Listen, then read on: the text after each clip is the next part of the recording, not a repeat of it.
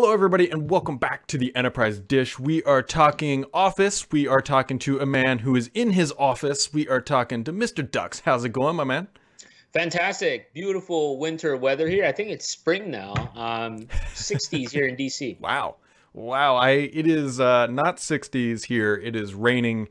Actually, it's not all that cold though. It's in the upper 40s. So not too bad, but this is like my favorite time of the year because we're not out of winter yet. It could still, but like you go to the Home Depots and whatever, and they start to have the spring stuff out, and like you can start to get excited about what's coming down the pipeline for the weather. And so So are you into all that gardening? You do yard work and I'm not much of a gardener, but I don't mind yard work so much, mostly because it gets me out of the house and gets me out of working in front of a computer, and I enjoy a green lawn. I think that's fair to say. Good. Yeah. So Dux, we are back talking. There's been a lot of, as there seems to be every single month, but there was a lot of interesting things came out in the past, I don't know, 4-ish weeks or so in the Microsoft camp. The first one being Microsoft has completely overhauled their Office mobile apps, if you will. If you had a chance to check this out, Microsoft launched, it's kind of like I don't want to say a Teams hub, but it's more like a little like Office doc hub that they've launched for the mobile world. Actually, I love it. I've been using it since it came out. It just, I don't know, it's a whole, I think, Marie Kondo mindset. You know, you got to clean up all the apps, and it took 3 apps, or no, more than 3 apps, maybe 4 or 5 apps, and made it one app. So I love it. And then the experience it's good. So yeah, so you can go grab that now. It's available on iOS and Android. It had been available in beta for people saying, I might have heard this before. They believe they announced it at Ignite. And so it was just kind of floating around in beta, and then they came out and said, hey, everybody can have this, and there you go. So you can go grab that from your local favorite app store. It's called Microsoft Office. I believe that's what it's called. Yeah, they're taking the big branding, like the top of the top branding. They're not calling it anything else. So we'll see. We'll see how they evolve this.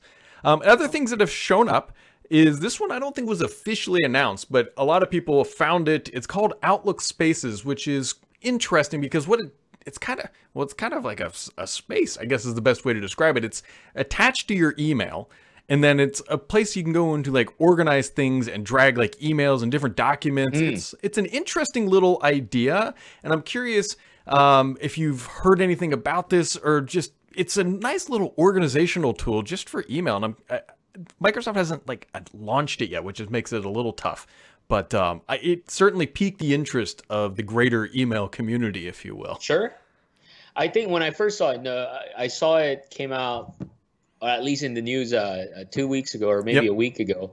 It seems to me like it's like a mind mapping Visio type of tool for content, because I don't think it's just email. I think it's in the context of your day, right? Where you have emails and calendar, and maybe I'm sure it'll extend to documents and conversation. So I guess it's a way to mind map and connect all the related pieces of information communication.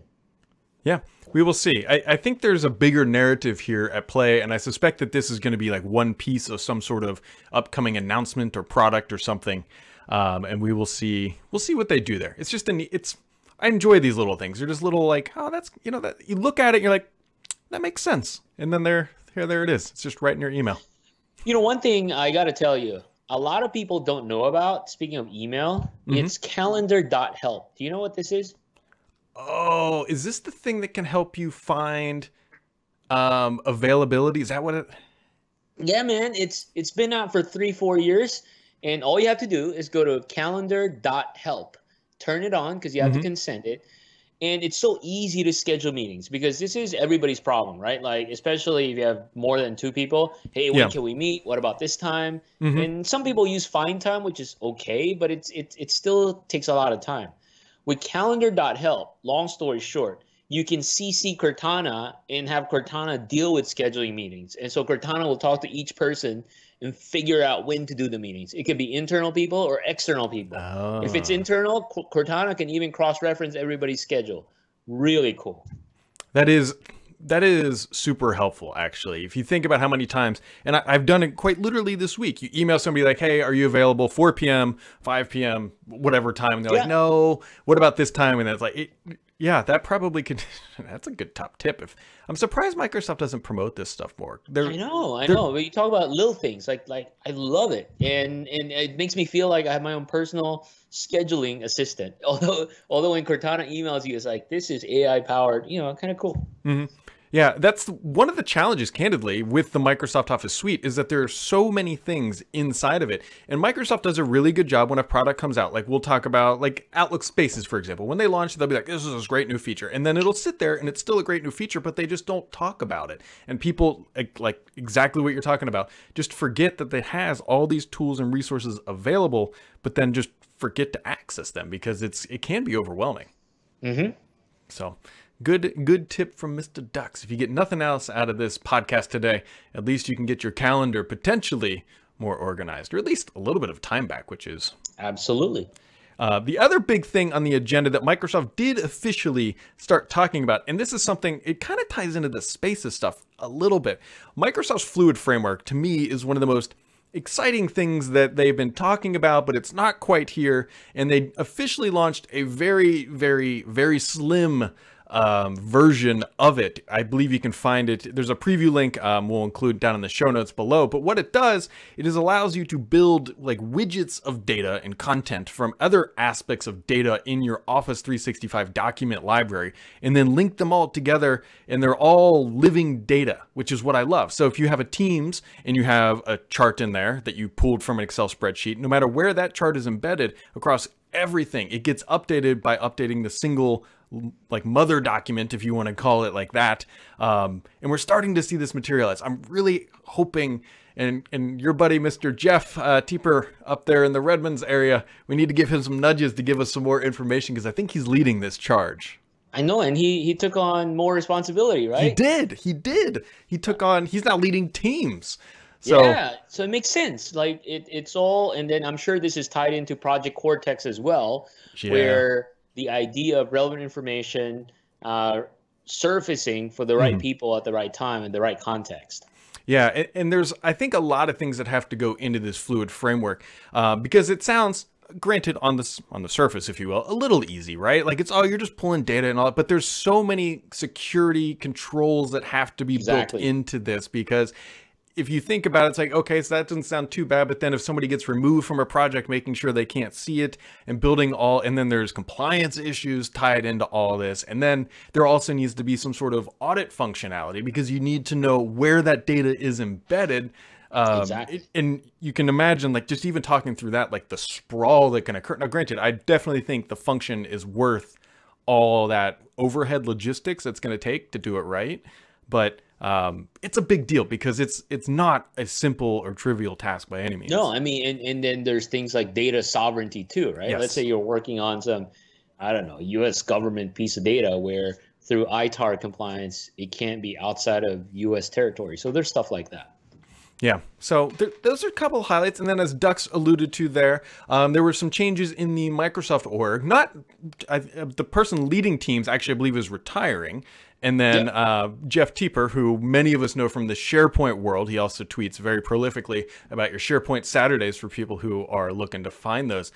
He's going to be taking over Teams. So that's, I think it's in good hands. I think it's in good hands. Yeah, it is a good thing. It's a good thing. I think Brian McDonald did a phenomenal job in taking Teams to where it is today, and now Jeff is taking the helm. And really, it's not new. I mean, look, as we all know, Teams is powered by tons of different Office 365 workloads, and SharePoint is a core component of it. So it definitely makes sense. It really does. It really, really does. So, Dux, what else is happening in your world, my man? You traveling anything lately? You've been all over the grid. You were doing some stuff in London, I believe, with Donna Sakar recently. What else is on your plate? Yeah, so I'm proud to tell you, I've been kind of slow traveling this year.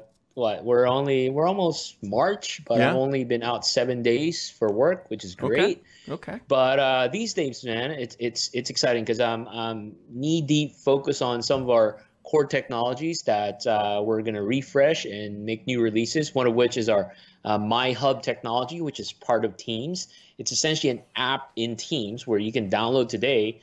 It gives you that one-stop shop to see all your workspaces and be able to create new workspaces. So, for example, you can create new teams from MyHub or the new Yammer communities or SharePoint site. Because right now, there's no one-stop shop where you can see all your workspaces in Office 365. I see all my teams in Teams. I need to see all my groups in Outlook, and then all my SharePoint site collections in SharePoint. So MyHub brings everything to one place, and it lives in Teams.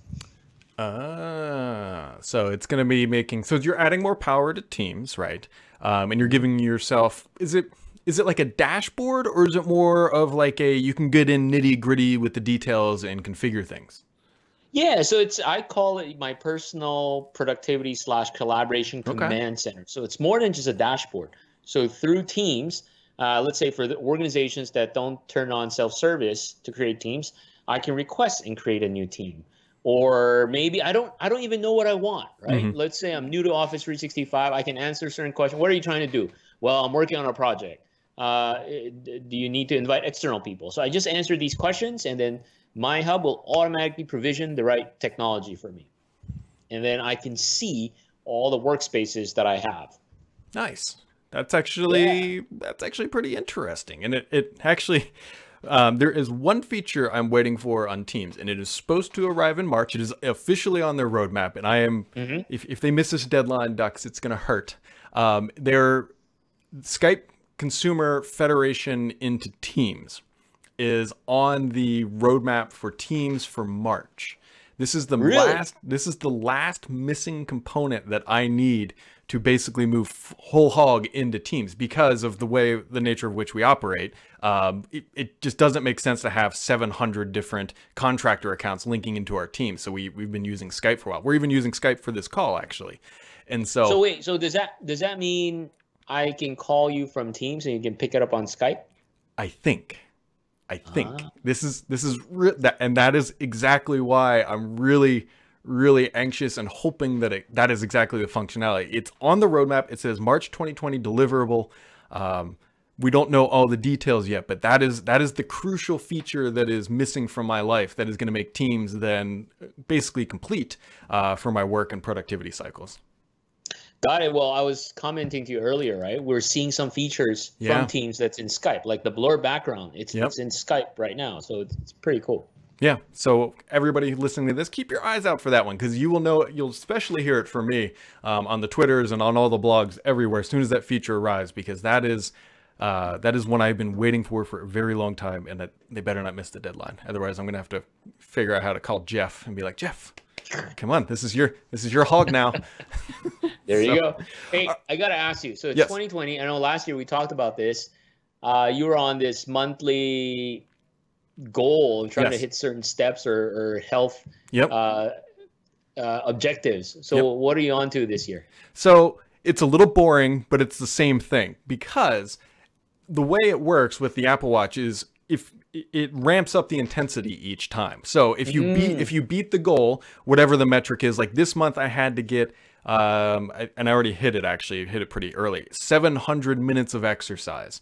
And so the next time that challenge comes around, which won't be next month, but it'll probably be something like 750 minutes or 800 minutes. Got it. And so each consecutive month that you get it, the next month it's somewhere, I've tried to do the math, but it feels like it's somewhere between like a 3 to 5% increase in the requirement of activity or steps or whatever to hit the goal. So while it is the same goal of let's get the challenge every month, the challenges are getting more and more, are getting harder and harder. I think for January, I had to hit the stand goal, I think every day except one, which that can be a little challenging when you have to have 12 hours of standing, especially like on a Saturday or Sunday or something like that. And so the real like, wrench in all of this is if you get sick or something. That's when it can throw you off. But how about yourself, Dux? Anything? You ran your marathon last year.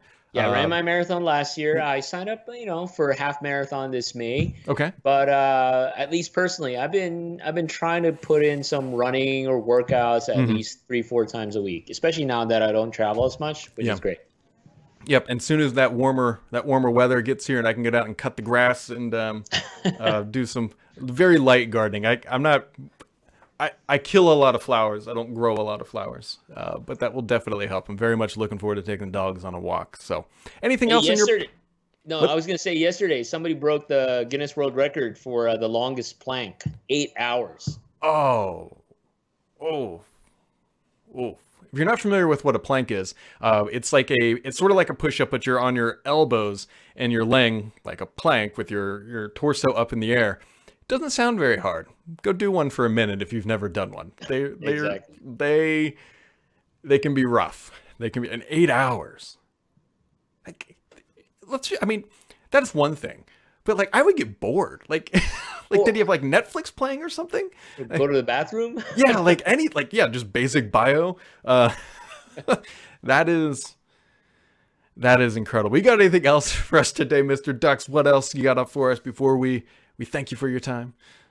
No, we're all, like you said, looking forward to spring and the rest of the year. Tons of stuff coming up. MVP Summit in March, SharePoint Conference in May, and then Ignite's coming. So yeah, just prepping for the rest of the year. Yeah, we're getting close to conference season starting up here, getting rid of those winter blues. But Mr. Dux, very much appreciate your time stopping by. To everybody else, hit that subscribe button. You'll find some other good links down below, and we'll catch all of you right back here next time.